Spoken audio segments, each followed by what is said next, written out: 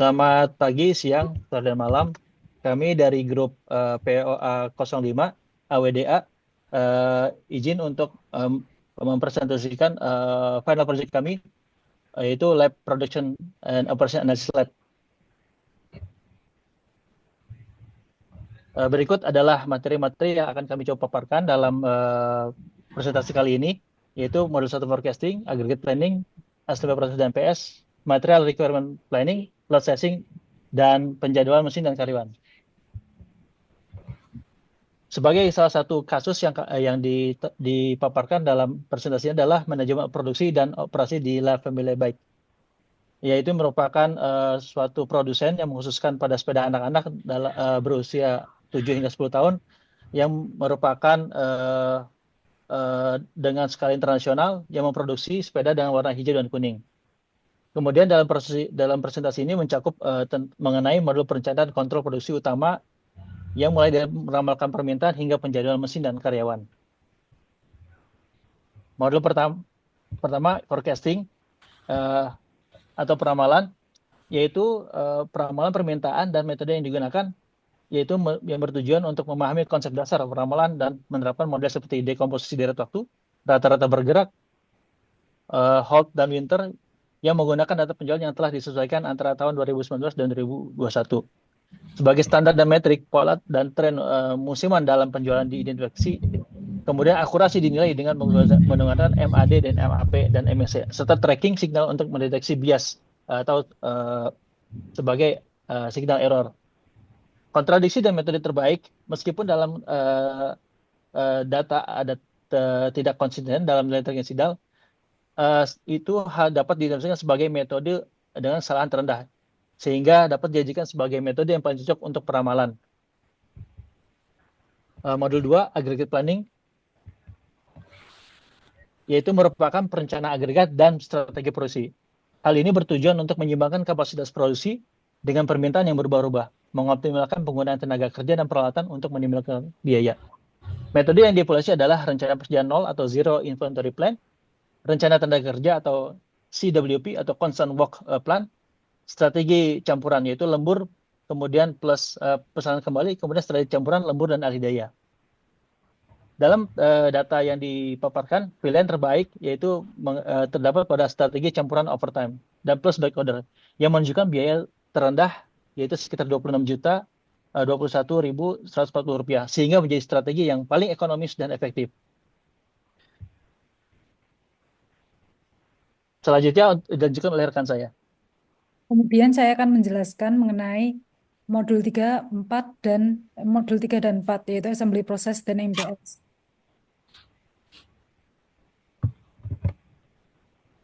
Proses perakitan dan penjadwalan produksi induk atau yang biasa disebut dengan master production scheduling, perencanaan dan permintaan MPS dibuat berdasarkan perakiraan dan pesanan real yang terjadi di produksi dengan mempertimbangkan waktu tunggu dan mempertahankan stok minimum.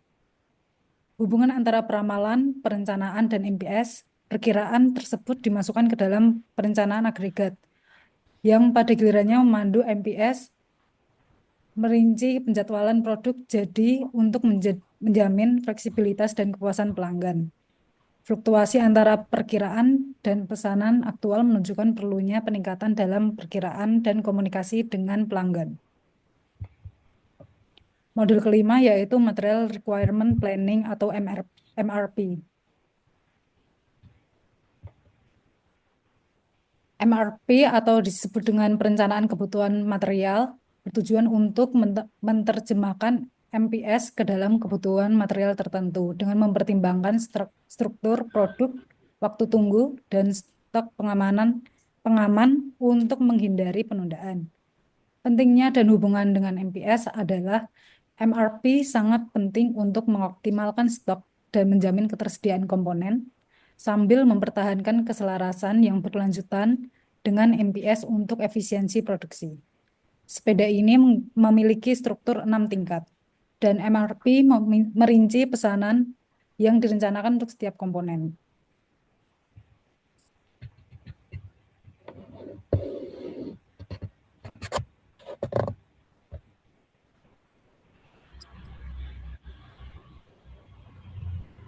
Baik, untuk selanjutnya saya akan menjelaskan terkait dengan load sizing di modul 6.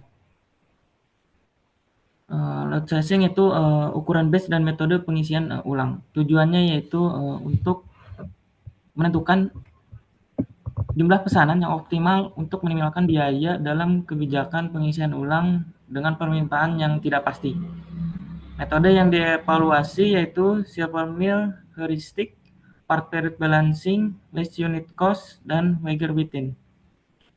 Kesimpulan dari penelitian yaitu penimbangan periode bagian LUC Wagner-Witten menunjukkan total biaya yang sama. Dengan Wagner-Witten efektif untuk permintaan yang ditentukan dan bervariasi.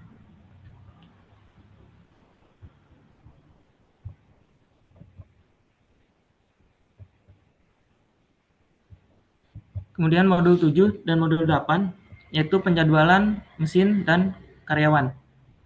Penjadwalan produksi dan Kanban. Kanban dan waktu tunggu. Kanban mengontrol aliran dan stok dengan perhitungan total lead time atau proses penundaan dan pergerakan dan 149 kartu Kanban untuk mengelola produksi. Pentingnya Kanban yaitu untuk membantu menyeimbangkan permintaan dan kapasitas, menghindari kemacetan dan mengoptimalkan penggunaan sumber daya produksi. Rata-rata stok minimum diperkirakan mencapai 221,68 unit, sejalan dengan kapasitas produksi harian yaitu sebesar 2.047 unit. Penjadwalan mesin dan karyawan. Penjadwalan mesin, algoritma CDS diterapkan untuk mengoptimalkan urutan pekerjaan dengan 3 iterasi dengan panjang yang berbeda-beda, menyoroti kerumitan prosesnya. Penjadwalan karyawan, algoritma Tidbrewala, Philip dan Brown mengelola daftar nama sekitar 65 insinyur, yang sangat penting untuk efisiensi operasional dan kepatuhan terhadap rencana produksi. Kesimpulannya itu, penjadwalan mesin dan personel yang terintegrasi sangat penting untuk pelaksanaan produksi yang efisien, memastikan bahwa permintaan terpenuhi dan biaya dapat terkendali. Baik, untuk selanjutnya dikembalikan kepada Pangkos. Baik, terima kasih Pak Beni, Mbak Kadria. Demikian kami sampaikan presentasi mengenai Production and Analysis Lab POA 05. Sekian dan terima kasih.